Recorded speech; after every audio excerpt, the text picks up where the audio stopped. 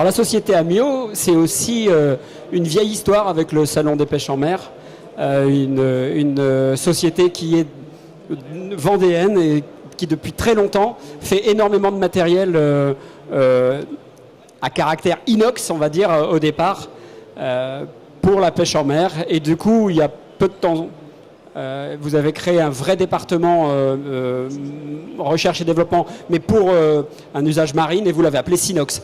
Bonjour Nicolas. Bonjour.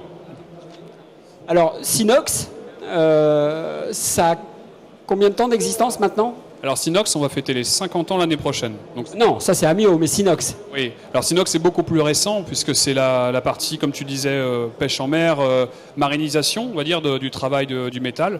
Donc c'est plus récent, ça a une petite dizaine d'années. Alors là je suis installé sur un poste de pilotage qui est très joli. C'est ça, les produits que vous créez ? Alors ça c'est tout nouveau, c'est issu d'une recherche et d'un travail qu'on a fait depuis quelques mois pour proposer une solution de montage sur les bateaux coque open ou semi-rigides avec ce qu'on appelle un bolster ou leaning post, mais qu'on a voulu plus design, plus fonctionnel pour le pêcheur en fait. Alors votre cœur de métier c'est évidemment l'inox.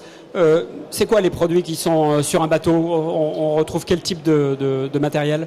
Alors le gros de notre travail des équipements Sinox, c'est le porte-canne, hein, on y pense tout de suite. Donc le porte-canne, mais ça peut être aussi l'amorçoir pour la pêche du thon, ça peut être des mains courantes pour la sécurité, ça peut être des bolsters comme tu as ici. Et on travaille aussi sur des produits comme les épuisettes, spécifiques fabrication française, et des pinces à thon aussi. Ah oui, l'année dernière, on avait découvert cette fameuse pince à thon. Alors c'est perçu comment par le visiteur, par l'utilisateur, ce genre de matériel maintenant ? Bah écoute, on est hyper content parce que ça trouve vraiment un public. On nous a demandé des pinces plus courtes. On travaille sur des systèmes très innovants aussi, mais ça marche vraiment et ça sécurise le pêcheur et le poisson. Donc c'est vraiment un très bon produit qui tient dans le temps, du beau Made in France, quoi. Ok, on aura l'occasion de rentrer un peu plus dans le détail à un autre moment.